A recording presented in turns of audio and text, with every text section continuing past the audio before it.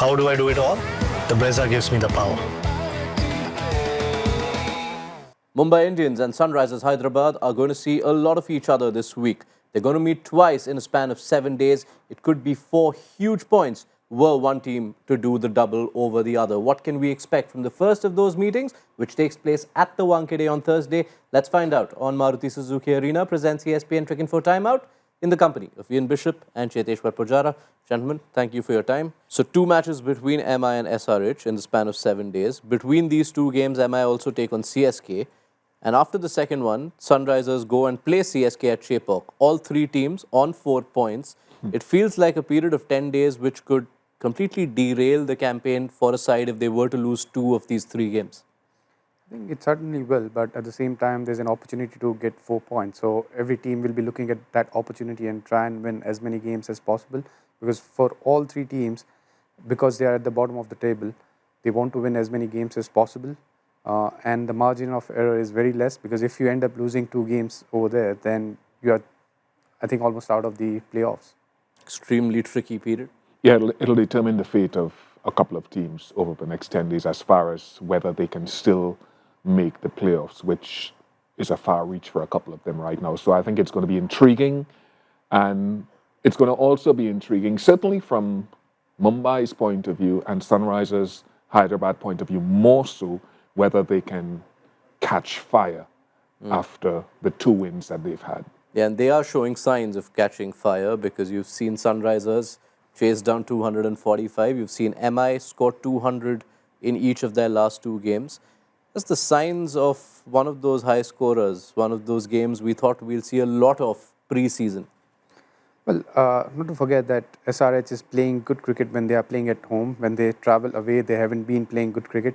And Mumbai Indians, they have won the game away from home. They've won at Delhi, which was a big positive for them, because the way the game was going, it looked like it could have been Delhi's game, but they made a strong comeback in the game, and that will lift their confidence. And they are now, this game, they are playing at Wankhede, where they have a lot of experience. So I feel Bumrah is back in the squad, Hardik is doing well.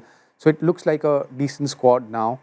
If you look at first few games for Mumbai Indians, it didn't look like they had decent balance, but now the team looks like they have a proper balance, and then their batters are also scoring runs now. So at Wankhede, if their bowlers bowl well, if their batters score runs, it will be hard to beat Mumbai Indians. Let's go straight into what would appear to be the most defining passage of this contest.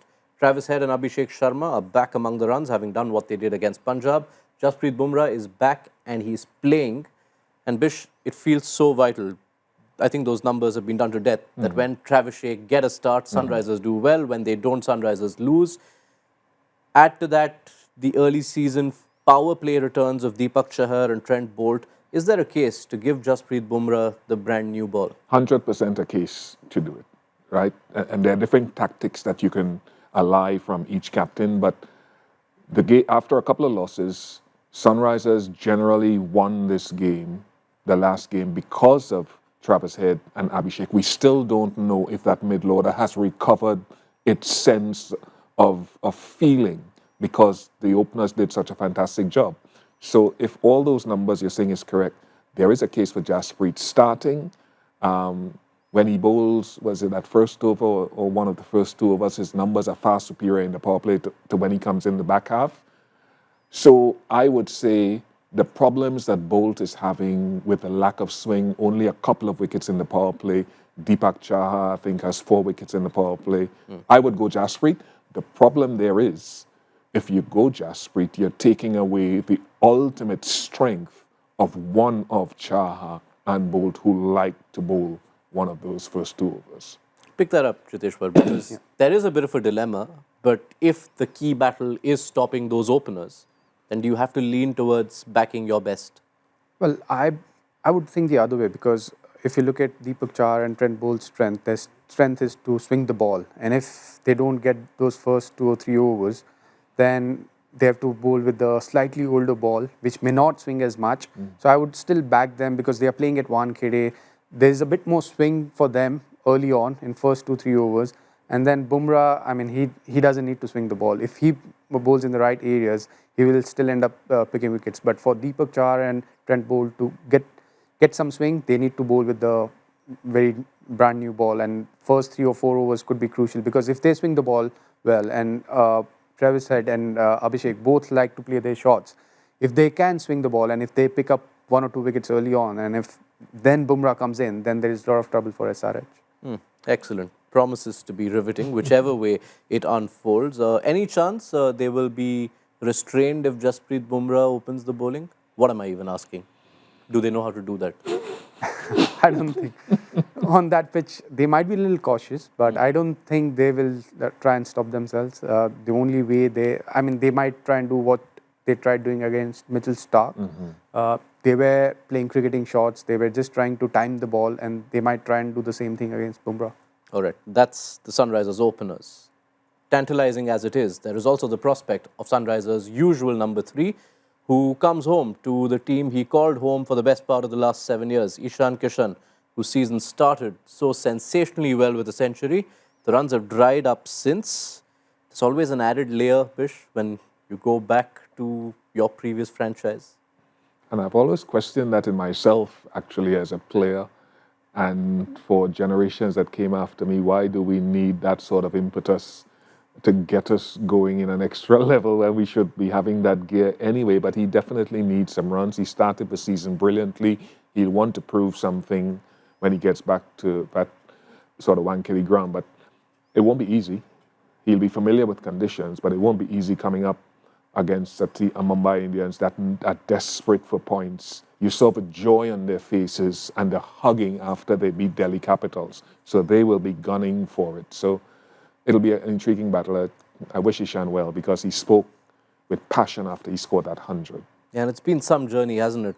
2022, he was the most expensive buy at the auction for Mumbai Indians, to then not be part of their plans for this auction cycle. There's also all the drama that's unfolded with his international career. What do you sense is not working for him batting-wise? Well, I would still say that there's lot has happened in his cricketing journey. If you look at last couple of years, and not being part of the international circuit would have, dented his confidence, because he's someone who is a confident player, and there's a psychological battle which he's going through, and that is something which he needs to overcome. That's what I feel, because it has nothing to do with his technique. There's been a lot said about the way he has been behaving, the way things went wrong for him. Now he has to prove a lot. I won't deny that, but that is the thought which he will have to avoid, because first game he scored 100, and the way he celebrated tells us a lot of things. So now he has to just have a completely blank mind, not try and think about anything else, and just try and enjoy his game, try and bat the way he bats, and that will give him a lot of success. Because I think there are a lot of thoughts going on in his head that he wants to prove something to someone, but he doesn't need to. Right. Let's see how it goes. Let's see how the contest goes. Thank you so much, Bish, Pujara, for setting it up for us. This is a game which, before the season, Dale Steyn predicted, and he set the date, 17th April. We'll see 300 scored, because that's what he expects from the might of MI and the batting firepower of Sunrisers. Will it happen? How do I do it all? The Brezza gives me the power.